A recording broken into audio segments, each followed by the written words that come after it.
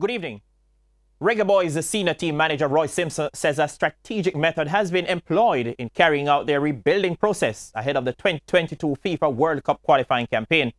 Now, speaking on Hits 92 FM's Sports Grill on Thursday, Simpson said national coach Theodore Tapper Whitmore has already begun to roll out the new approach. Simpson also insisted fans would see a more youthful Reggae Boys team for the next FIFA World Cup qualifying campaign.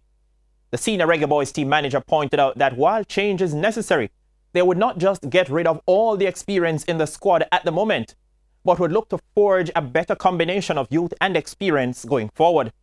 He also noted that gone are the days when we would see a player making their national senior team debut at 33 or 34 years old, and that they would seek to make the under-23 team basically the nation's senior B team.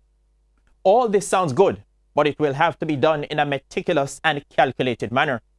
Depending, of course, on the level of performances from the under-23 team, one suspects that at least a handful of players from that unit should be able to make the transition to the senior team in time for the start of qualifying in 2020 for the 2022 World Cup. I'm also happy to hear that the days of going to England to chase down players well into their 30s to represent Jamaica are over. Now, local-based players who will be campaigning in the new season of the Red Stripe Premier League should also view the 2018-19 season as a great opportunity to exhibit a level of consistency and stake their claims for possible places in the senior national setup. I'm Spencer Darlington. Good evening.